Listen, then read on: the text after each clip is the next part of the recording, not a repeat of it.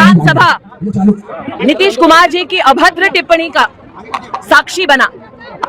ये वो सदन है जिसमें संविधान को मर्यादित रूप में प्रस्तुत करने की जिम्मेदारी हर राजनीतिक पक्ष के नेता की है। मुझे इस बात का खेद भी, इस बात का आक्रोश भी, और अंग्रेजी में एक शब्द है डिस्गस्ट, कि नीतीश कुमार इंडिया अलायंस के संस्कारों का परिचय देते हुए देश की महिला के बारे में जिस प्रकार से अभद्र बात बोल चुके, उसका 24 घंटा बीत गया, अब तक न कांग्रेस पार्टी ने खंडन किया, न इंडिया अलायंस के किसी भी नेता ने खंडन किया। क्यों बार बार महिला के चरित्र, महिला की जीवन शैली और महिला संबंधी ऐसी घटिया बातें जब इंडिया अलायंस के नेता करते हैं तो सांप सूंघ जाता है कुछ लोगों को।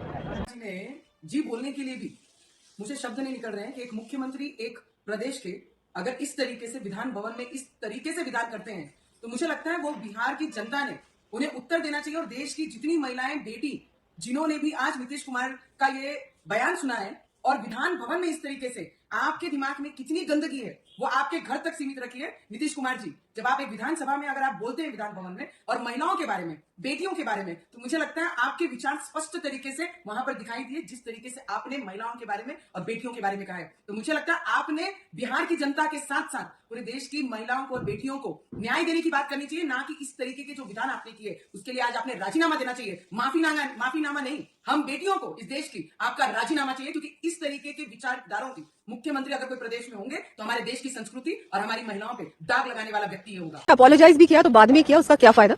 उनको तो इस बयान के बाद रिजाइन कर देना चाहिए। और साथ में जो उनके सहयोगी दल है, जो सोनिया गांधी, प्रियंका गांधी, वो चुप्पी साधे हैं, उन्होंने उसके बाद कुछ नहीं कहा। तो इसका मतलब है वो सहमत है इस बयान से। आपको लगता है कि अब आने वाले दिनों में जो काफी रैलियां निकलने वाली है, प्रियंका गांधी फिर आएंगी, उनको जवाब देना चाहिए महिलाओं को लेकर जो आप लगातार? देखिए, वो 5 साल तो बिल्कुल भी नहीं आई। वो आती भी थी तो रणथंभौर में आती थी, छुट्टी बिताने के लिए, सैर करने के लिए, उसके बाद चली जाती थी। इतना ज्यादा महिलाओं पे अपराध इस पूरे 5 साल में हुआ है राजस्थान में। एक बार भी वो किसी पीड़िता के घर नहीं गई, किसी परिवार से नहीं मिली, उनको न्याय दिलाने का प्रयास नहीं किया, सिर्फ आती थी, सैर करके चली जाती थी। तो अब आने से क्या फायदा? राजस्थान की जनता समझ चुकी है कि ये पूरी की पूरी झूठी सरकार है और इस पे कोई विश्वास नहीं करता। महिलाओं में तो गुस्सा इतना है, मैं जहां जा रही हूँ छोटी छोटी बच्चियां मुझे कह रही हैं कि हम लोग कांग्रेस को हम लोग चाहते हैं जड़ से उखाड़ के फेंक दें इस कांग्रेस को। इन्होंने हमें सुरक्षा नहीं दी, हमारी रक्षा नहीं की। इस गवर्नमेंट का क्या फायदा है? सरकार का क्या फायदा? मुख्यमंत्री अशोक गहलोत 7 गारंटी की बात करते हैं, क्या लगता है आपको महिलाओं के लिए भी किस सौगातों की बात? अब क्या फायदा? मैंने बोला ना आपको, महिलाओं को जो सुरक्षा नहीं दे सकती सरकार, वो ये गारंटी देने से अब क्या फायदा? महिलाएं क्या अपने आप मोबाइल फोन नहीं खरीद सकती? आप क्या कोशिश कर रहे हो महिलाओं को इस तरह से अट्रैक्ट करने की कि फ्री में मोबाइल फोन दे दिए, गैस सिलेंडर्स कम कर दिए? देखिए, आपका सबसे जो मूलभूत अधिकार होता है महिला का, सुरक्षा का, गवर्नमेंट को सुरक्षा प्रोवाइड करनी चाहिए थी, जो उन्होंने नहीं की, और महिलाएं इस वजह से उनको बिल्कुल वोट नहीं करने वाली। लास्ट सवाल, क्या उम्मीद है आपको चुनाव का परिणाम 3 तारीख को आएगा, 25 तारीख को मतदान होना है, उम्मीद क्या है? बिल्कुल हमारी पूरी बहुमत से सरकार बनेगी भारतीय। कि नीतीश जी का जो बयान था वो एक अक्षम्य पाप है। एक तरफ हमारे आदरणीय प्रधानमंत्री श्री नरेंद्र मोदी जी हैं, तो जब महिला आरक्षण बिल का विघ्न हरते हैं 27 बरस पुराना, तो उस बिल को कहते हैं, उस कानून का नाम रखते हैं नारी शक्ति वंदन अधिनियम।